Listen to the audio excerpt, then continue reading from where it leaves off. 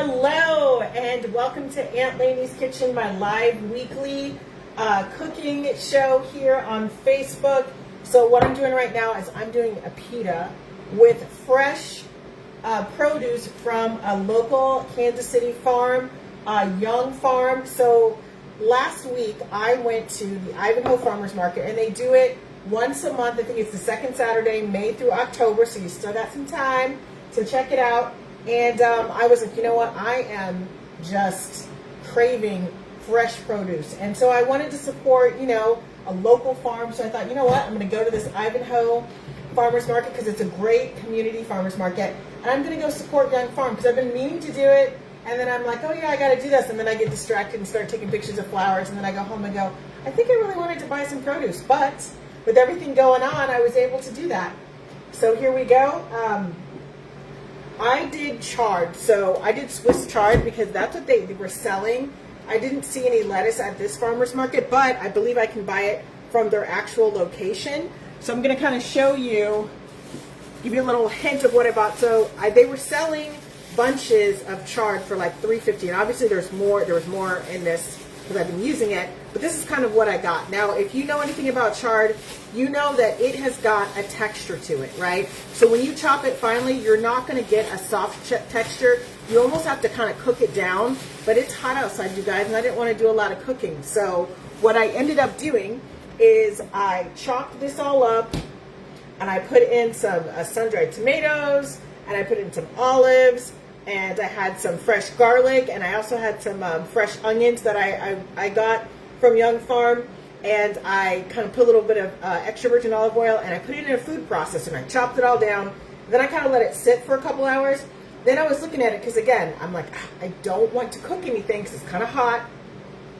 And then I took a couple bites, and again, the flavor, everything was good, but it was just a little bit, I kind of wanted something a little softer, and in order to do that, you do need to kind of cook the chard down a little bit. So I did cook it for probably about 15 minutes or so, just kind of like, cook it down and get it kind of like a softer texture. So that's what I did. And then this is from this pita bread. I got it from the World Fresh Market last week when they opened. Oh my gosh, I went there past 7, and again, I have a podcast, Aunt Lainey's Kitchen. I'll be like recording this and giving you more in depth, but we were standing in line, and they were just handing out free things. They had like giveaways that day, so they were handing out like free pitas when I was there. So I was like, oh my gosh, so I got a whole package of pita bread, and this is so soft. Okay, so I also have some leftover taco meat. What I did is I used some of those onions.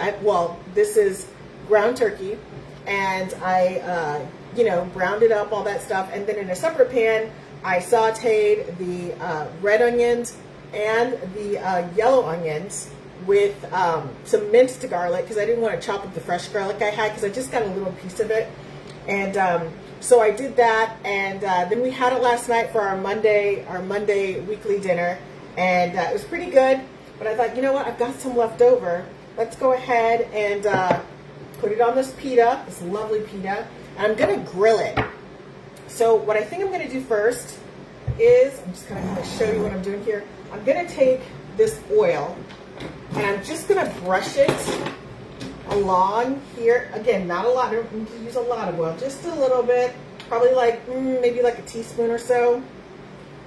This is kind of a big piece of pita bread, but I don't really want it to be all oily. So I'm going to do that here.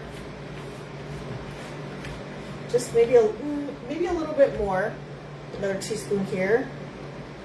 I'm kind of like eyeballing it a little bit. Okay, there you go. That's about a half teaspoon. So again, I just want like a little bit here, and I have moved my spices around. So the meat and the chopped chard with the other produce is like it's all seasoned, but I do kind of like to have a little bit more of a flavor. But I think what I'm going to do first is I'm going to put this on here, and then I'll kind of like figure out at that point, because sometimes when I can be guilty of over seasoning, and you're thinking, girl, can you over season? Well, yes, you can. And it's not in a bad way, but I think when you overseason, it just tends to take away from, you know, the great ingredients that you've done. Now, I'm kind of spreading this out a little bit, but I've got the meat, so I kind of, when I'm going to do this, I just want it to spread out, not too far, but just enough, Here, get that there, and just, of course, I forget, because I'm like, am I going to have cheese? Well, you know I am. See, what kind of cheese do I have left? I believe I have some pizza cheese that I forgot. I think I had pepper jack cheese, but I feel like I used that all last night, but that's okay. Now, cheese is one of those things where you kind of have to, here is a tablespoon. I'm going to kind of throw a tablespoon of cheese in here. Okay, and this is pizza cheese, so it's going to be kind of thinner. And look, what kind of cheese do I use for things? I use whatever's on sale, unless the dish commands that it has to be a certain cheese. But again, like I said, whatever's on sale is what I use. But generally, I'll use like a provolone, a shredded provolone. I'll use like a shredded mozzarella. And of course, you can save money by just kind of grating the cheese. But it depends on like what your situation is. And hello, Sean. What your situation is, what kind of grater. I've got different levels of graters. I have a big grater that tells you I mean business. I have some micro graters just for like the essence of cheese. Then I have one that's like it's super tiny. And it's more for like an aesthetic of cheese, like you're just kind of curling the cheese. More about that than the actual taste.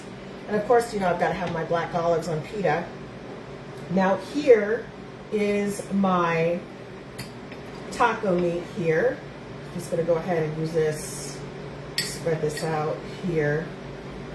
Now I'm not going to put another layer of cheese on top because as I get older, I kind of like I like cheese, but I don't want it to be, you know, whoops. I do not want it to take over the dish. Now, this is cooked meat. Everything is cooked, so I could technically make it kind of like a cold wrap, but I don't want to do that because I'm going to grill this, but not too much because this is kind of soft pita bread. So let's see here, so you guys can see what I'm doing. So I'm going to do this right here, just like this. It's pretty spread out. And now listen, when it comes to the panini press, you've got to press. You cannot just rely on the panini press to do its thing. You've got to kind of like show the panini press what you want done. Look how big this is, like the soft kind of pita bread. This is like pretty big. So here we go. We're gonna do it that way. Okay, and now we are going to move this out of the way so you can kind of see what I'm doing. Okay, I have got the panini press right here. Okay, got the panini press, and we're just gonna go ahead and spray it a little bit. I already used it today, so let's see here. Here we go. We're going to put this on top. And we're just going to kind of press it and let it press. But it's really important when you use the panini maker to press it down already, because otherwise, as someone who's just kind of thrown things in there, it doesn't get as flat as you want it. Now, everybody has their own preference. Sometimes people want fluffier things. But I kind of, when it comes to like a pita and it's got a lot of ingredients, the flatter the better for me, because that way it's not getting all crazy and getting all out of everything. So I'm just going to kind of step over because I moved my spices. They used to be back here, but look, I've actually organized that baker's rack. I know my sister will be proud of me, because every time I do a show, she'll be like, yeah, it was fun, but man, that baker's rack, I just couldn't. You have all those spices, it's all this organized. So now I've organized it and I've kind of put it like way off camera so you can't see it. So if it does get kind of wild again, you won't be like, diverted from my cooking. You're like, oh my gosh, she still got that parsley's just not moving. Okay, one moment.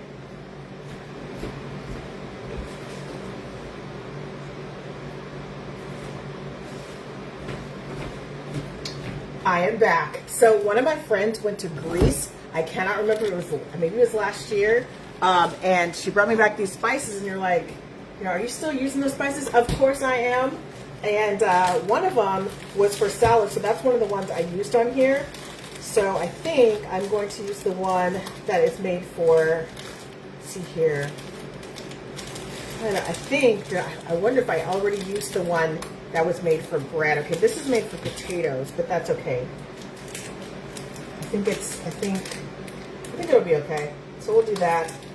And what I'll do is I'll also brush a little oil on top of the pita. We're gonna kind of see what okay, still needs a little bit of, wanted to spend a little bit more time there. Okay, let's see here, and let's go, of course, I gotta get my plate. And I think because this is going to be such a big pita, I think I'm gonna go ahead and use this plate right here, like the bigger plate. So we're just kind of waiting for it to go. Now I was like, it's so funny because before I thought about, doing the pita, because I'm like, heat. I was like, you know what else can I do with the dessert? Like I had like I was like looking, I was like, you know what, I think I can make a shake tonight. And I was like, okay, even I'm getting a little tired of the Tuesday desserts. I gotta change it up just a little bit. Okay, see what we got here. Starting to kind of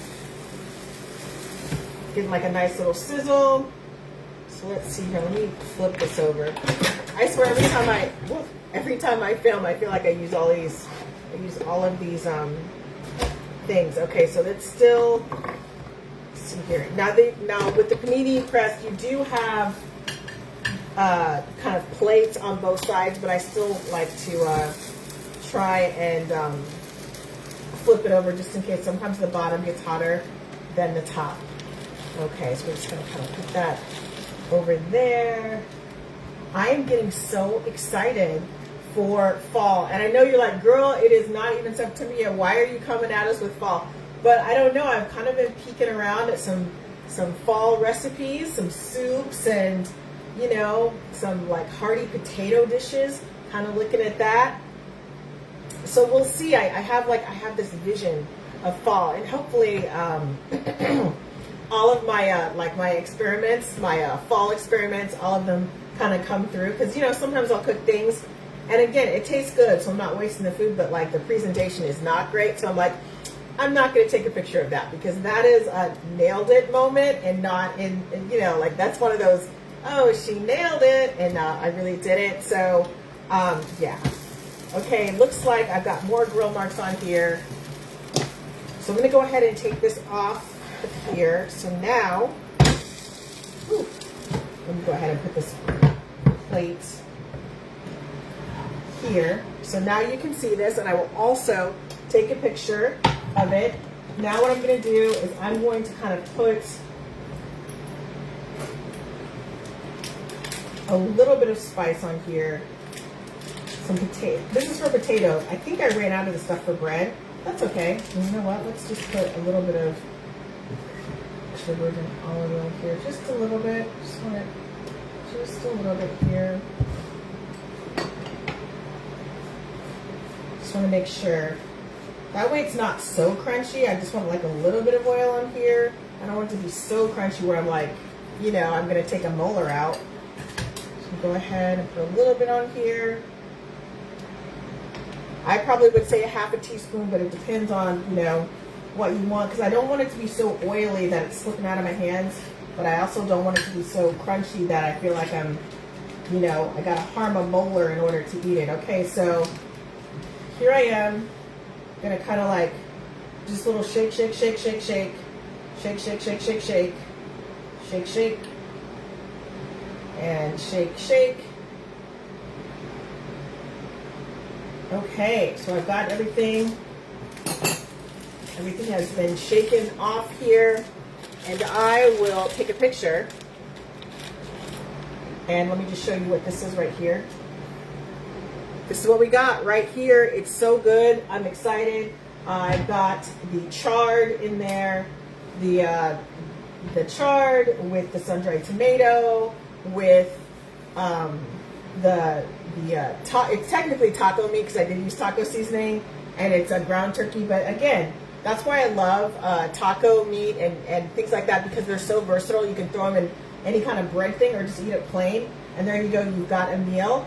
Thanks so much for watching, you guys. If you want more information about me, you can go to AuntLady'sKitchen.com. You can also listen to my podcast. I've been on a little bit of a mini hiatus, but for the past maybe 2 weeks or so. But I'm coming back.